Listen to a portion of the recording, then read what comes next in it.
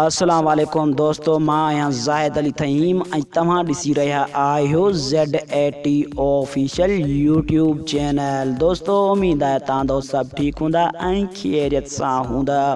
दोस्तों अॼु जी हिन वीडियो में मां तव्हां दोस्तनि जे लाइ ख़ुशख़बरी खणी आयो आहियां। उन्हनि दोस्तनि जे लाइ ख़ुशख़बरी आहे जेके दोस्त सिंधी ड्रामा ॾिसंदा आहिनि ऐं सिंधी ड्रामनि खे पसंदि कंदा आहिनि। दोस्तों वीडियो शुरू करण खां पहिरियां तव्हां दोस्तनि खे हिकु नंढड़ी गुज़ारिश आहे, जे अगरि तव्हां अञा ताईं मुंहिंजी वीडियो खे लाइक न कयो त मुंहिंजी वीडियो खे लाइक कयो ऐं कॉमेंट कयो, उन सां गॾो गॾु मुंहिंजे चैनल खे सब्सक्राइब कयो।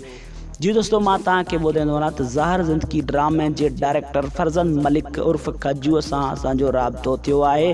फरज़ंद मलिक उर्फ़ खजू चयो आहे त हिन ड्रामे जूं 50 क़िस्तूं मुकमल थी चुकियूं आहिनि।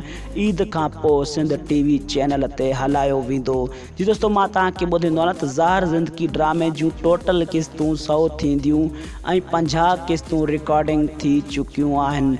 दोस्तों मां तव्हांखे ॿुधाईंदो वञा त फरज़ंद मलिक खजू चयो आहे त ईद खां पोइ ही ड्रामो सिंध TV चैनल ते हलायो वेंदो ऐं हिन ड्रामे जो ट्रेलर बि अची चुको आहे। तव्हां त ॾिसी रहिया हूंदा सिंध TV चैनल ते त हिन ड्रामे जो ट्रेलर अची चुको आहे। दोस्तों अॼु जी नंढड़ी वीडियो तव्हां दोस्तनि खे पसंदि आई हुजे त मुंहिंजी वीडियो खे लाइक कयो ऐं कॉमेंट कयो ऐं चैनल खे सब्सक्राइब कयो। महिरबानी दोस्तों, अल्लाह पाक तव्हांखे ख़ुशि रखे, सलामत रखे। ॾिसंदा रहो ZAT ऑफिशियल यूट्यूब चैनल।